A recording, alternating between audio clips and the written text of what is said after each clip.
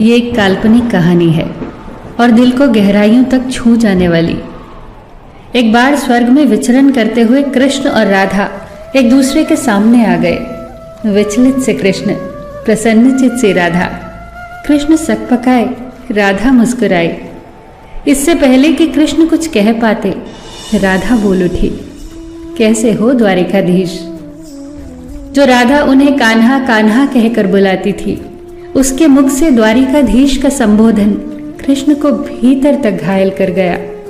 फिर भी किसी तरह अपने आप को संभाल लिया उन्होंने और बोले राधा से, मैं तुम्हारे लिए आज भी वही कान्हा हूं। तुम तो मुझे द्वारिकाधीश मत कहो। आओ बैठते हैं। कुछ मैं अपनी कहता हूं, कुछ तुम अपनी सुनाओ। सच कहूं राधा, जब जब भी तुम्हारी याद आती थी, इन आंखों से आंसुओं की बूंदें निकल आती थी। राधा बोली, मेरे साथ ऐसा कुछ नहीं हुआ। न तुम्हारी याद आई, न आंखों से आंसू बहा, क्योंकि हम कभी तुम्हें भूले ही कहाँ थे। जो तुम याद आते, इन आंखों में तो सदा तुम ही थे। कहीं आंसुओं के साथ निकल न जाओ, इसलिए रोते भी नहीं थे।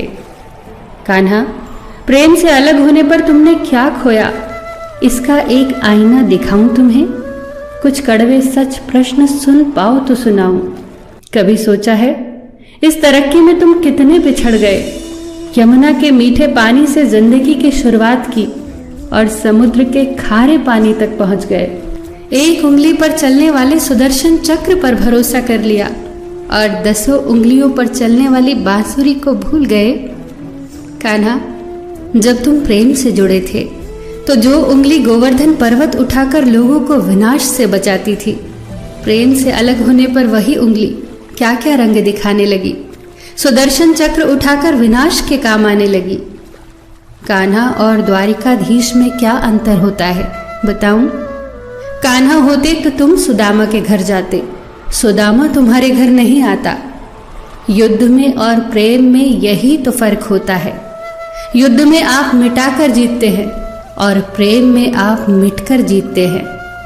कान्हा, प्रेम में डूबा हुआ इंसान दुखी तो रह सकता है, पर किसी को दुखी नहीं कर सकता। आप तो कई कलाओं के स्वामी हो, स्वप्न दूरदृष्टा हो, गीता जैसे ग्रंथ के दाता हो, पर आपने ये क्या निर्णय लिया? आपने अपनी पूरी सेना कौरवों को सौंप दी और अपने आप को पांडवों के साथ कर लिया। सेना तो आपकी प्रजा थी, राजा तो पालक होता है, उसका रक्षक होता है। आप जैसे महाज्ञानी उस रथ को चला रहे थे जिस पर बैठा अर्जुन आपकी प्रजा को ही मार रहा था। अपनी प्रजा को मरते देख आप में करुणा नहीं जगी, क्योंकि आप प्रेम से शून्य हो चुके थे। आज भी धरती पर जाकर देखो, आपकी द्वारिकाधीश वाली छवि को ढूंढते रह जाओगे। हर जगह, हर मंदिर में मेरे ही साथ खड़े नजर आओगे। मैं जानती हूँ कान्हा, लोग गीता के ज्ञान की बात करते हैं, उसके महत्व की बात करते हैं, पर धरती के लोग युद्ध वाले द्वारिकाधीश पर नहीं, प्रेम वाले कान्हा पर भरोसा करते हैं। गीता में मेरा दूर दूर तक नाम नहीं है, पर आज भी लोग उसके समापन पर राधे राधे कहते हैं। ये कहानी काल्पनिक जरूर है, पर इसके भीतर छिपी सीख बहुत महत्वपूर्ण है। श्री कृष्ण के पास कभी किसी प्रश्न का उत्तर ना हो, ऐसा तो हो ही नहीं सकता, परंतु राधा द्वारा लगाए गए प्रश्न चिन्हों पर कान्हा मौन रहे। यही तो है प्रेम में समर्पण का भाव। पराक्रम में हमें हर किसी को हराना होता है, तब भी हम जीत कर भी हार जाते हैं, परंतु प्रेम में एक ही कईयों का दिल जीत लेता है।